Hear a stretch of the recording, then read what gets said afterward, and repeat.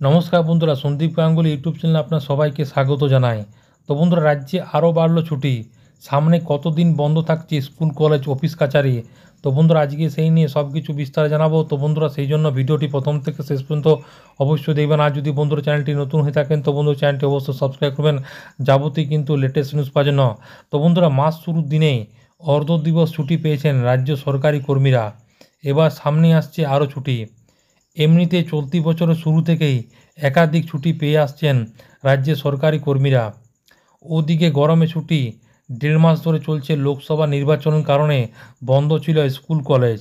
এবারে সামনে কিন্তু 7 তারিখ রথযাত্রা।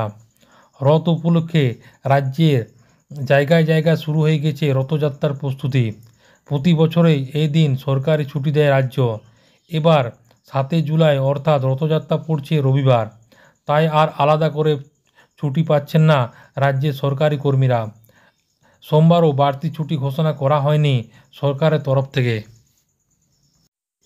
এরপর আগামী 13 জুলাই রবি ভানুভক্তের জন্মদিন উপলক্ষে দার্জিলিং, কালিম্পং জেলায় সরকারি ছুটি ঘোষণা করা হয়েছে, যদিও ওই দিন শনিবার পড়ছে।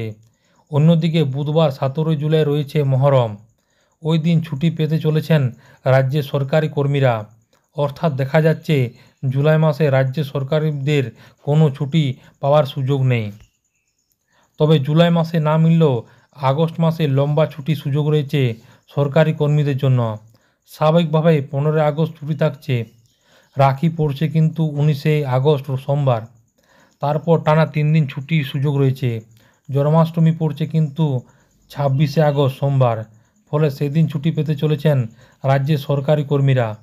অর্থাৎ তখনও টানা শনি, রবি, সোম এই 3 দিন ছুটি পাচ্ছে রাজ্যের সরকারি কর্মীরা। তো বন্ধুরা, আশা করি বুঝতে পারলেন। তো বন্ধুরা, এটাই ছিল ছোট্ট একটি আপডেট। ভিডিওটি ভালো লাগে বন্ধু চ্যানেলটি অবশ্যই সাবস্ক্রাইব করবেন। মনে হয় যদি বন্ধুরা কোনো কোয়েশ্চেন থাকে বন্ধুরা কমেন্ট বক্সে কমেন্ট করতে পারেন, নিশ্চয়ই সাহায্য করার চেষ্টা করব। পরবর্তীকালে নতুন কোনো ভিডিও দেখা হবে। ততক্ষণ বন্ধুরা সব ভালো থাকবেন, সুস্থ থাকবেন, সাবধান থাকবেন। সবাইকে অসংখ্য ধন্যবাদ।